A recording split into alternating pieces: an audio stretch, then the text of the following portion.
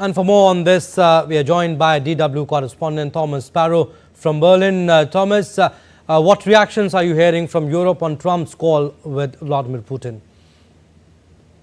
There's a lot of skepticism about the outcome of those talks, specifically about the prospect or the potential prospect that Vladimir Putin could be interested in having a sustainable solution for the war in Ukraine. That's something that you've heard from several European leaders, especially those who are on the eastern flank of NATO, so closest, let's say, to Russia geographically. At the same time, you're also hearing, especially from analysts or from experts that are interested in fostering the transatlantic relationship, so in other words, the relationship between Europe and the United States, that it is important that the US President Donald Trump actually made that step to try and engage in dialogue with the different parts that are party to the conflict in Ukraine, to the war in Ukraine. So they're saying that even though they may differ with Donald Trump when it comes to content and when it comes to style, some of them do see it as a positive sign that there are discussions underway.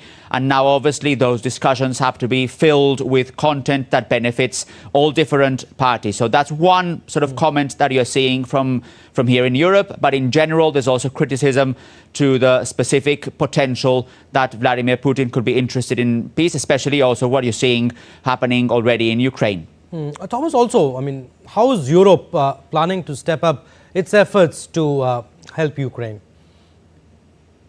Well, this is actually a very important element, because what you've heard from the Russian president is that one of the conditions that, in his view, is important to finding a solution to the war in Ukraine is for Western allies to stop delivering aid to Ukraine or even intelligence gathering to Ukraine. And that is something that, from a European perspective, is not acceptable. In fact, European leaders have stressed that they're continuing their political and military support to Ukraine, and there are different measures in place, both at a national level and at a European Union level, to increase that support to Ukraine. So here in Germany, there are several billion euros, around 4.5 billion euros, that are earmarked for Ukraine in this particular year, and other European countries have similar amounts also. So that's where you see particular conflict between the way Europe sees this and the way the Russian president sees this war in Ukraine.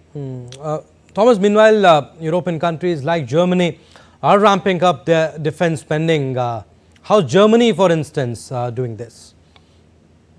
By changing the constitution. In fact, it's a very significant, in fact, some are describing it as a historic move here in Germany, because the parliament only yesterday decided to change debt rules that prevented the government from borrowing a lot of money to spend on defense.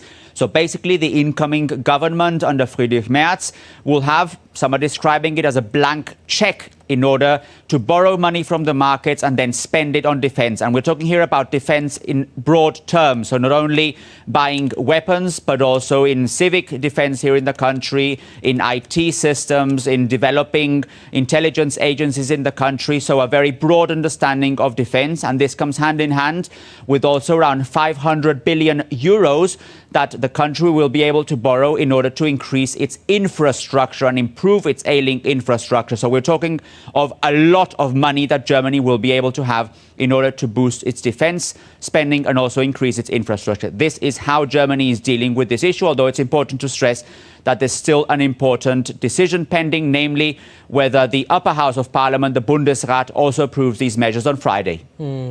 All right, we'll leave it at that. Thank you for your inputs.